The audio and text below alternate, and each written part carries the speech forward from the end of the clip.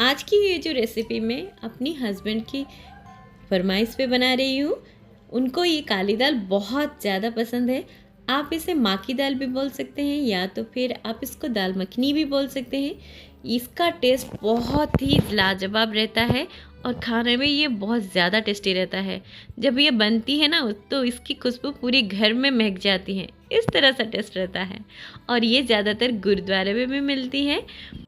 तो दाल मखनी बनाने के लिए मैं यहाँ पे ले रही हूँ काली उड़द दाल जो आता है उसको लिया है मैंने 200 ग्राम। उसके साथ ही चना दाल मैंने 50 ग्राम लिए हैं। आप अगर चाहे तो यहाँ पे राजमा भी 50 ग्राम ले सकते हैं।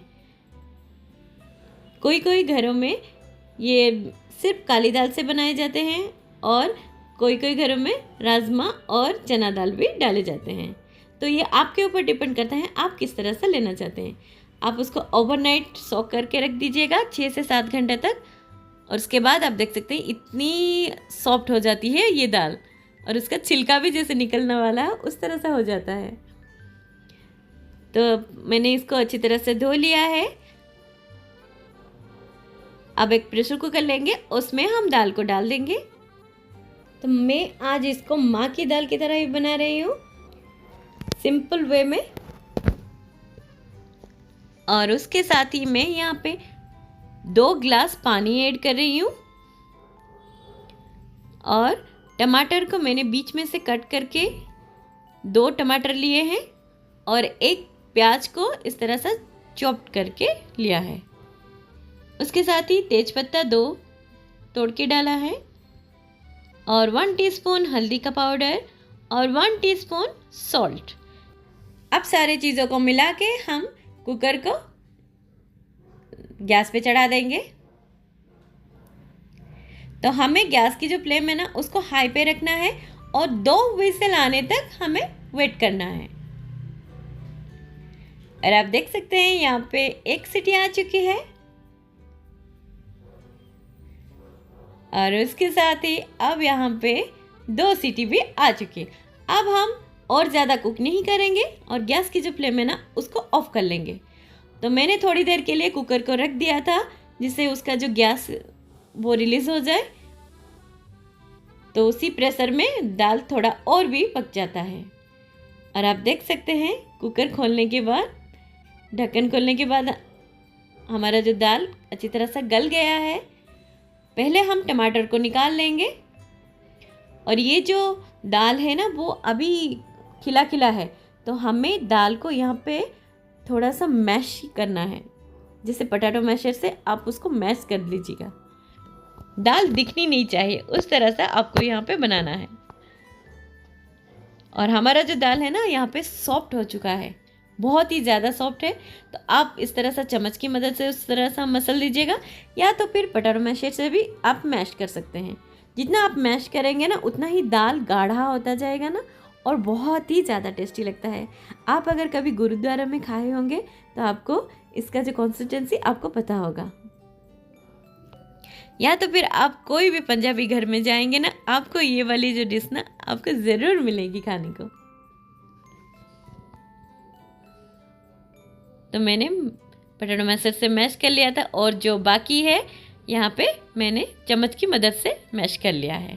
यहाँ पे चना दाल आपको दिखना नहीं चाहिए, इस तरह से मैश करना है। कुछ यहाँ पे मसाले लिए हैं, एक बड़ा प्याज, अदरक लहसुन को छोटे छोटे टुकड़ों में कट कर लिया है, 2 ग्रीन चिली, थोड़ा सा साबुत गरम मसाला लिया है जैसे इलायची, बड़ी इलायची और दालचीनी और थोड़ा सा यहाँ पे धनिया पत्ता। और टमाटर को हम छिलका निकाल के उसको ग्राइंड कर लेंगे। अब हम एक कढ़ाई को गरम कर लेंगे और उसी में ही 2 टीस्पून हम यहाँ पे रिफाइंड ऑयल यूज़ करेंगे। आप चाहे ना इसको घी से भी बना सकते हैं, घी से भी उसका फ्लेवर बहुत अच्छा आता है।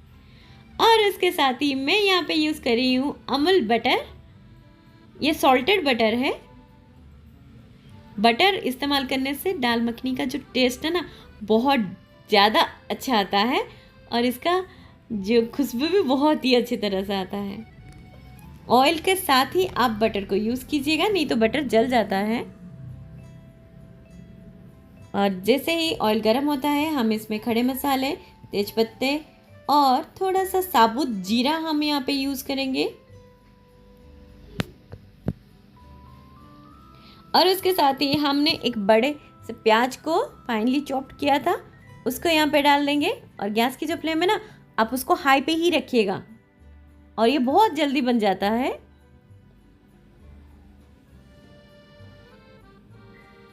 तो जब तक मसाला ना हो तब तक आप उसको हाई पे ही रख के थोड़ा सा भूनिएगा। और आप देख सकते हैं यहाँ पे जो प्याज का कलर है थोड़ा सा चेंज होने लगा है। अब इसी स्टेज पे हम जो फाइनली चॉप करके रखे थे जिंजर और गार्लिक को यहाँ पे डाल देंगे। जिंजर आप एक टुकड़ा लीजिएगा, 1 इंच का, और गार्लिक आप यहाँ पे 10 to 12 पीसेस लीजिएगा। जितना हो सके आप उसको चॉप करके लीजिएगा, या तो फिर कद्दूकस करके भी या फिर कूट के भी ले सकते हैं। और उसके साथ ही मैंने यहाँ पे 1 टीस्पून जिंजर गार्लिक का पेस्ट लिया है ताकि उसका जो फ्लेवर बहुत ही अच्छी तरह से आए। इसको हमें थोड़ी देर के लिए भूनना है। उसके साथ ही मैं यहाँ पे 1 टीस्पून हल्दी का पाउडर, 1 टीस्पून धनिया पाउडर, 1 टीस्पून जीरा powder, 1 teaspoon red chilli powder, और उसके साथ ही मैं यहाँ पे कश्मीरी मिर्च यूज़ कर रही हूँ। इससे इसका कलर बहुत ही अच्छा आता है। और कसूरी मेथी ज़रूर डालिएगा, उससे उसका फ्लेवर बहुत ही अच्छा आता है। सारी चीज़ों को अच्छी तरह से मिला लीजिएगा। थोड़ा सा पानी यहाँ पे ऐड कीजिएगा क्योंकि जो मसाला है ना वो जलने लगता है।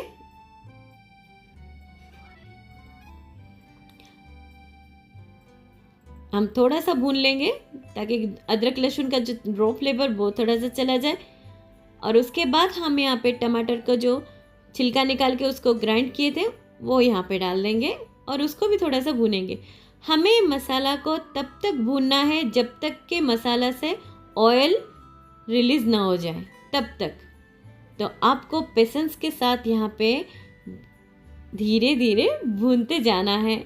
आप जितना दिल लगा के यहाँ पे भूनेंगे उतना ही आपका जो दाल मखनी बहुत ही ज़्यादा टेस्टी होगा। उसके साथ ही मैं यहाँ पे 1 टीस्पून गरम मसाला यूज़ कर रही हूँ।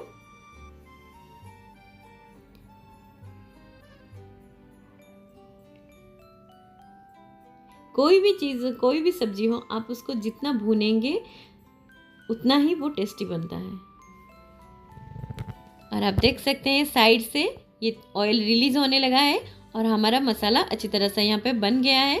अब इस स्टेज पे हम दाल को यहाँ पे डाल देंगे और मिला लेंगे। और आप देख सकते हैं दाल का जो कलर है किस तरह से आया है। अब मसाला के साथ मिलने के बाद अब इसका कलर देखेंगे ये किस तरह से चेंज हो जाता है। रेस्टोरेंट में जो बनता है ना वो बहुत सारे ऑयल डालते हैं और बहुत सारे आर्टिफिशियल कलर भी यूज़ करते हैं, पर जो घर में बनता है ना उसका टेस्ट बहुत ज़्यादा अच्छा रहता है, लाख गुना बेटर रहता है जो रेस्टोरेंट से बनता है।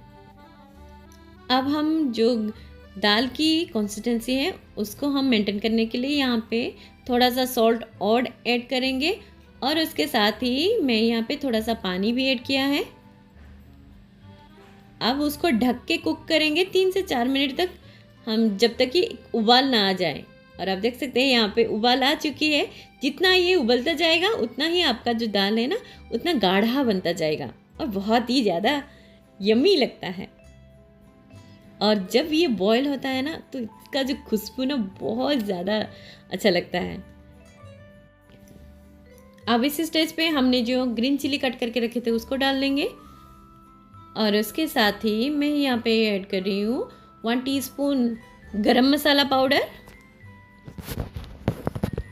और जो धनिया पत्ता लिया था उसको चॉप करके डाल देंगे। और फाइनली हम यहाँ पे डालेंगे बटर। जितना आप बटर डालेंगे उतना ही ये टेस्टी बनता जाएगा। तो फिर भी हम यहाँ पे बटर की क्वांटिटी थोड़ा सा कम रखे हैं। आप चाहे तो ज़्यादा पसंद है तो आप और थोड़ा बटर ऐड कर सकते हैं, या तो फिर आपको अगर पसंद है तो घी भी यहाँ पे डाल सकते हैं। अब इसको देख के लग रही है ना बिल्कुल गुरुद्वारा जैसी बनी है, पर एक्चुअली हम गुरुद्वारे जैसे घर में नहीं बना सकते। वहाँ पे बहुत ही श्रद्धा भक्ति के साथ बनाए जाते हैं, तो हम एक ट्राई किए हैं और ये हमारी दाल मखनी बनके रेडी हो चुकी है। अब इसको हम सर्व करते हैं। तो मैंने आज दाल मखनी के साथ बनाए हैं पराठा। तो जब भी दाल मखनी इस तरह से सर्व करें ना, उसके ऊपर से थोड़ा सा धनिया पत्ता डाल दीजिएगा और उसके साथ ही गरम गरम ही आप उस पर बटर डाल दीजिएगा। जो दिखने में अच्छा लगता है ना, वो खाने में उससे ज़्यादा भी अच्छा लगता है। तो हम इसको आज माँ की दाल की तरह ही बनाए हैं, जो कि माँ की दाल इसको इसलिए कहा जाता है क्योंकि ये आरामदायक रहता है और ये घर का खाना जैसा रहता है। और जैसे माँ बनाती है अपनी बच्चों के लिए प्यार से खाना, तो ये उसी तरह से ही बनता है। तो इसीलिए इसको माँ की दाल भी कहा जाता है। और इसमें जो मसाला ये बहुत ही कम मात्रा में रहता है और साथ ही इसमें प्यार बहुत सारा रहता है, तो इसीलिए इसका स्वाद बहुत ही लाजवाब रहता है। तो आप ये वाली रेसिपी घर में ज़रूर बनाइएगा और मुझे बताइएगा आपको ये रेसिपी कैसी लगी। और इसको खा के आपको गुरुद्वारे वाली फीलिंग्स में ज़रूर आ जाएगी, क्योंकि मैंने भी एक बार गुरुद्वारे में इसका टेस्ट किया था तो मुझे बहुत ही अच्छा लगा। हाँ, ऑब्वियसली गुरुद्वारे जैसा टेस्ट तो इतना अच्छा नहीं आएगा, क्योंकि वहाँ पे जो भक्ति के साथ भाव के साथ बनाते हैं उस तरह सा हम घर में जितना भी बना लें उस तरह सा नहीं आएगा, पर एक ट्राई तो ज़रूर कर सकते हैं।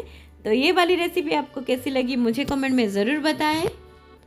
और अगर वीडियो अच्छी लगी तो लाइक शेयर ज़रूर कीजिएगा। फिर मिलते हैं नए वीडियो में, तब तक के लिए टेक केयर एंड बाय।